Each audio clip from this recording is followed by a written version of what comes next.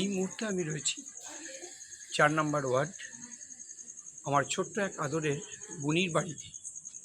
আজকে আমি বুনির বাড়িতে এসেছি, আমাদের রিমি আদরের ছোট্ট বুনি। সেই ছোট্ট বুনি আপনারা যারা দেখছেন, এইটা আম গাছ। এই আম গাছ যখন খুব ছোট, এসব আমার কাছে গাছ যখন খুব ছোট ছিল, আমাদের রিমি বুনিও হচ্ছে খুব ছোট তখন। এই বুনি ওই গাছ লাগিয়েছিল। তারপরে তার বাড়ির লোক সেই গাছে জল দেওয়ার ব্যবস্থা করেছে। তো সেই কীভাবে ব্যবস্থা করেছে আপনাদেরকে আমি সেটা দেখাবো। এখানে অনেক জল দিয়েছে। তো একদম রাস্তার ধারে গাছ, একটু কাছে এসো, একদম ধারে হচ্ছে, একটু কাছে এসো, নাহলে যেতে যাবে না। রাস্তার ধারে একদম এই কাঁচা মাটি, এখানে গাছের গোড়ায় জল দিলে জল গাছের গোড়ায় থাকবে না। তার জন্য আপনারা দেখুন, এটা আরও একটা উদাহরণ, একটি গাছ একটি প্রাণ।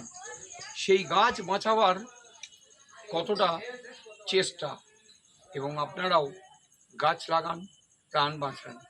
আজকে দেখুন, এই যেটা দেখাতে চলেছি আমি, এই মুহূর্তে দাঁড়াও, এই মুহূর্তে আমি যেটা দেখাতে চলেছি, ধরো এই মুহূর্তে যেটা দেখাতে চলেছি, এটা হচ্ছে একটা আম গাছ, একদম রাস্তার ধারে আম গাছ। সেই আম গাছে জল দিলে এই মুহূর্তে হয়তো থাকবে না, এখানে হয়তো জল দেওয়ার ব্যবস্থা খুব একটা নেই। তাই এই পাইপটা যেটা দেখছেন, এখানে এটা আপনারা দেখছেন, এটা একদম এই গাছের গোড়ায় জল দেওয়ার জন্য নতুন একটা সিস্টেম। একেই বলে যে গাছ লাগান, প্রাণ বাঁচান।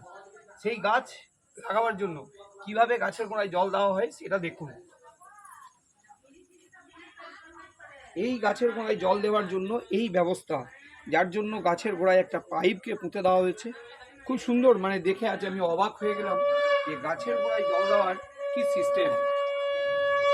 আপনারা দেখছেন, দাও, আচ্ছা দেওয়া হয়ে গেছে। ছোট্ট বুনি তার পরিবারে ব্যবস্থা নিয়েছে যে গাছের গোড়ায় কিভাবে জল দিতে হয়, সেটাই আজকে আপনারা দেখুন। যে রাস্তার ধারে গাছ, হয়তো জল থাকবে না, তার জন্য গাছের গোড়ায় সঠিক যেন জল যায়, এই পাইপটা আপনারা যেটা দেখছেন, গাছের গোড়ায় শুধুমাত্র জল দেওয়ার জন্য এই পাইপের ব্যবস্থা, সেটা আপনারা দেখুন। বুনি ধরো, এটা হচ্ছে গাছের গোড়ায় জল দেওয়ার জন্য এই ব্যবস্থা। এটা আপনারা দেখতেই পাচ্ছেন, একদম গাছের গোড়ায় সঠিক যাবে তার জন্য।